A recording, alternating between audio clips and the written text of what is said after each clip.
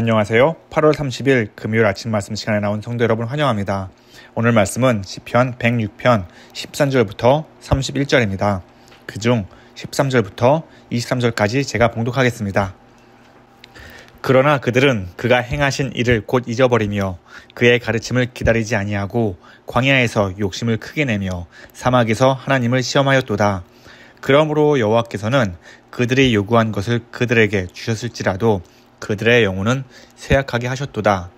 그들이 진영에서 모세와 여호와의 거룩한 자 아론을 질투하며 땅이 갈라져 다단을 삼키며 아비람의 당을 덮었고 불이 그들의 당에 붙으며 화염이 악인들을 살랐도다.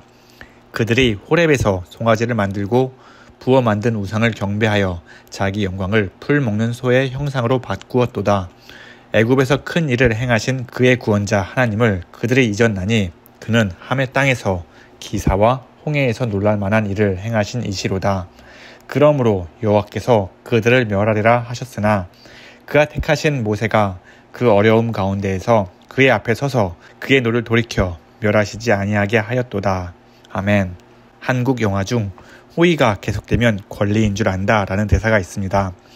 상대방을 배려해 호의를 베풀면 호의를 받은 사람은 감사해야 마땅하지만 그것을 당연하게 여기고 권리로 여겨 더 많은 것을 원하며 심지어 화를 내기까지 하며 자신의 뜻을 관철시키려고 합니다. 이는 사람과 사람 사이에 발생하는 문제뿐만 아니라 하나님과 사람 사이에서도 발생합니다. 하나님께서 주시는 무한한 은혜와 사랑이 계속되면 사람들은 그것을 당연한 것으로 여기며 감사하기는커녕 오히려 하나님께 더 많은 것을 요구하며 설령 마음에 들지 않을 경우에는 원망과 불만, 더 나아가서는 하나님 앞에 죄를 저지르기도 합니다. 대표적으로 이스라엘 민족을 들 수 있습니다. 그들은 애굽에서 노예로 살면서 심한 육체 노동을 할 때에 하나님은 그들의 기도를 들어주시고 애굽에 심판을 내리고 또 그들을 약속의 땅 가나안으로 인도하셨습니다. 하지만 그들이 광야의 길을 걸을 때에 그들은 하나님을 향한 원망의 목소리를 높였습니다. 시편 기자는 오늘 말씀 속에서 하나님께 큰 은혜를 받은 이스라엘 백성들이 그 은혜를 잊고 범죄하였음을 지적하고 있습니다. 첫 번째로 이스라엘 백성은 하나님께 욕심을 내며 시험했습니다. 오늘 말씀 14절을 보면 그들이 광야에서 욕심을 크게 내며 사막에서 하나님을 시험하였다라고 말합니다. 이스라엘 백성들은 애굽을 나오는 과정에서 하나님이 보여주신 놀라운 기적들, 즉 애굽에 내린 10가지 재앙과 홍해를 가르신 사건을 경험했습니다.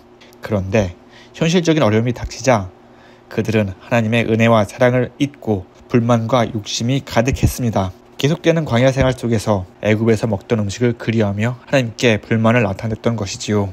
민수기 11장을 보면 그들은 우리가 애굽에 있을 때에 값없이 생선과 오이와 참외와 부추와 파와 마늘들을 먹은 것이 생각나거늘 이제는 우리의 기력이 다하여 이 만나 외에는 보이는 것이 아무것도 없도다 라고 불평합니다. 하나님의 은혜로 만나를 배부르게 먹었음에도 그들은 고기가 없다 하여 불평하며 원망했던 것이지요. 그들의 바람대로 고기를 얻었지만 하나님을 시험한 대가, 즉 하나님의 진노를 피할 수는 없었습니다. 민수기 11장 33절과 34절을 보면 고기가 아직 이 사이에 있어 씹히기 전에 여호와께서 백성에게 대하여 진노하사 심히 큰 재앙으로 치셨으므로 그곳 이름을 기브롯 핫다와라 불렀으니 욕심을 낸 백성이 거기서 장사함이었더라. 이스라엘 백성들은 하나님께 욕심을 낸 결과 고기를 얻었지만 하나님 앞에 심판을 받아 죽임을 당했습니다. 두 번째로 이스라엘 백성들은 하나님 앞에 질투의 죄를 범했습니다. 오늘 말씀 16절과 17절을 보면 그들이 진영에서 모세와 여호와의 거룩한 자 아론을 질투하며 땅이 갈라져 다단을 삼키며 아비람의 당을 덮었도다. 이 내용은 민수기 16장에서 다단과 고라가 모세와 아론의 리더십에 대해 질투하며 대항한 사건을 말합니다.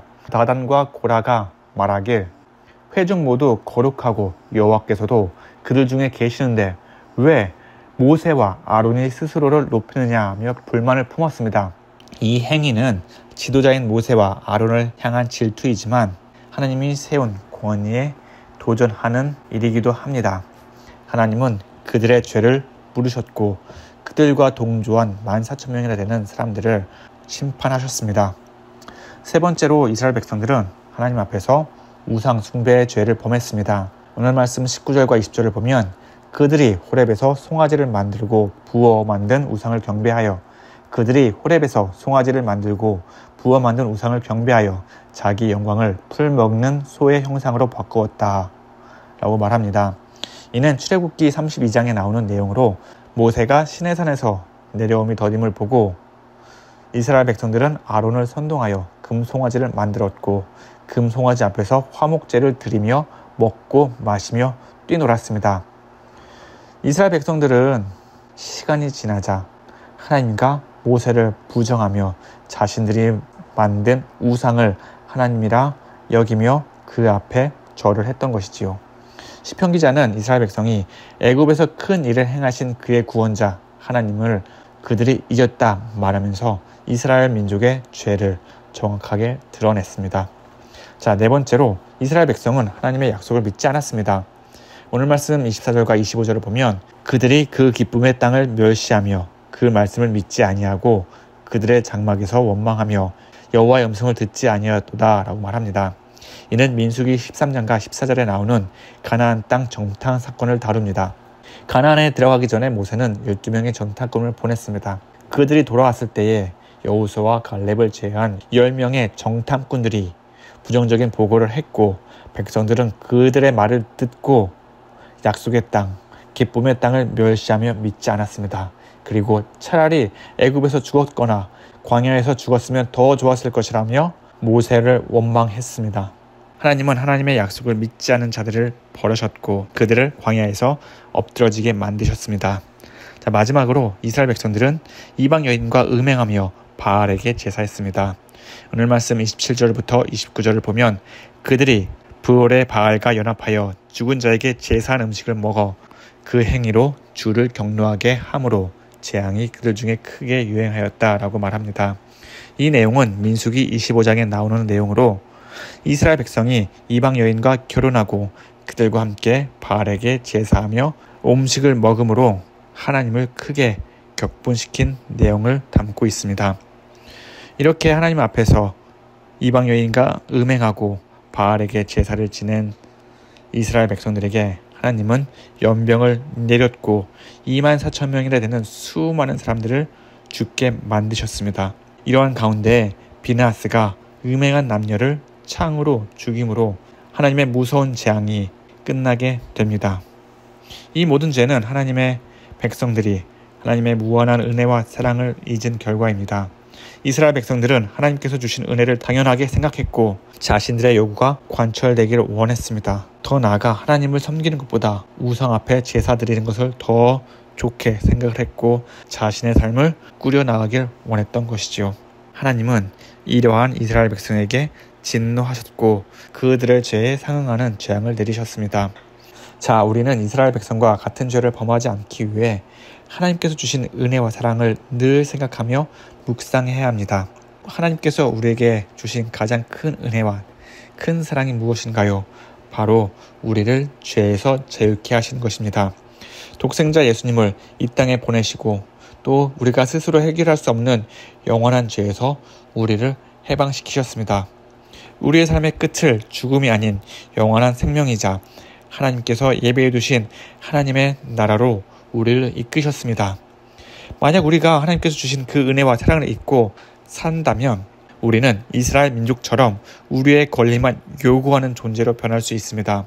더 나아가서 이스라엘 백성들처럼 하나님이 없는 삶, 하나님은 항상 우리의 요구를 들어주셔야 하며 만약 그렇지 않을 경우에는 우리의 감정과 기분에 따라 하나님을 원망하고 불평하며 죄에 빠져 사는 불쌍한 존재로 전락할 수 있습니다. 이스라엘 백성들처럼 되지 않기 위해 우리는 하나님이 주신 은혜와 사랑을 늘 기억하며 끊임없이 말씀을 묵상하고 실천하면서 내 마음속에서 죄를 범하지 않는 삶을 살아야 합니다.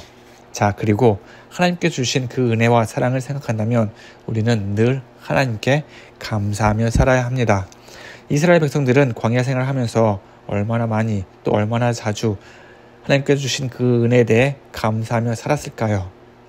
만약 그들이 하나님께 감사하며 살았다면 수많은 어려움 가운데서 그 감사한 마음으로 모든 일을 이겨내며 하나님을 의지하며 이겨냈을 것입니다. 우리가 살고 있는 이 세상은 광야와 같이 메마르고 매일같이 수많은 문제들이 우리 앞을 기다리고 있습니다. 이러한 광야 같은 세상 속에서 하나님이 주신 은혜와 사랑에 대해 감사를 잊고 산다면 우리 마음속에 불만과 불평이 가득 차고 넘칠 것이고 더 나아가서 하나님 앞에 큰 죄를 저지르게 될 것입니다. 사도 바울은 우리에게 이렇게 말합니다. 범사에 감사하라. 이것이 그리스도 예수 안에서 너희를 향하신 하나님의 뜻이니라.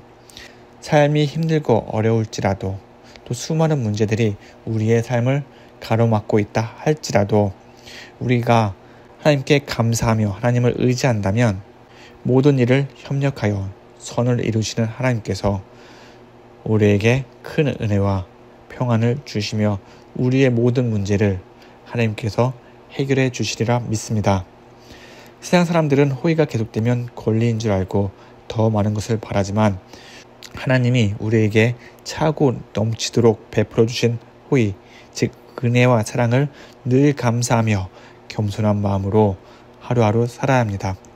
이스라엘 백성들이 범했던 실수를 반복하지 않기 위해 또 내 안에 계신 예수님과 그분의 십자가의 공로를 기억하면서 더욱 하나님께 감사하고 겸손하게 살아가는 저와 여러분 되기를 간절히 기원합니다. 다 함께 기도하겠습니다. 사랑과 은혜가 많으신 하나님 아버지, 만세전부터 우리를 부르시고 하나님의 자녀로 삼아주심을 감사합니다. 나를 살리기 위해 독생자 예수님을 이 땅에 보내주시고 구원의 은혜를 값없이 우리에게 주심을 감사합니다. 하나님께서 주신 은혜, 하나님께서 부어주신 사랑 늘 잊지 않고 살게 하여 주시옵소서. 우리 마음속에 하나님을 향한 감사하는 마음, 예수님을 향한 감사하는 마음이 끊이지 않게 하여 주시옵소서. 아무리 사소한 일이라 할지라도 그 감사함으로 하나님의 이름을 높이는 삶 살게 하여 주시옵소서. 하나님, 우리 교회를 위해서 기도합니다. 우리 공동체가 한마음 한뜻으로 예수님만을 섬기는 교회가 되게 하여 주시옵시고 주님께서 주시는 그 마음으로 서로 돌보고 사랑하면서 하나님의 이름을 드높이는 교회가 되게 하여 주시옵소서. 하나님, 우리 주위에 몸과 마음이 연약하여 고통을 겪고 있는 성도들이 많이 있습니다. 주님께서 한 사람 한 사람 찾아가 주셔서 하나님의 그 권능의 손으로 아픈 부위가 얼른 낫게 하여 주시옵소서. 그리하여 하나님께서 세우신 그 교회 안에서 하나님의 이름을 높이며 예배하며 찬양하고 기도하는 그 날이 속히 오도록 주님 인도하여 주시옵소서. 하나님, 우리의 삶 모두 주님께 맡깁니다.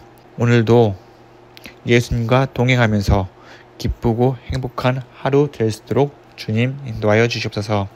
이 모든 말씀 살아계신 예수님의 이름으로 기도합니다. 아멘. 오늘도 예수님 안에서 복된 하루 보내시기를 간절히 기원합니다. 감사합니다.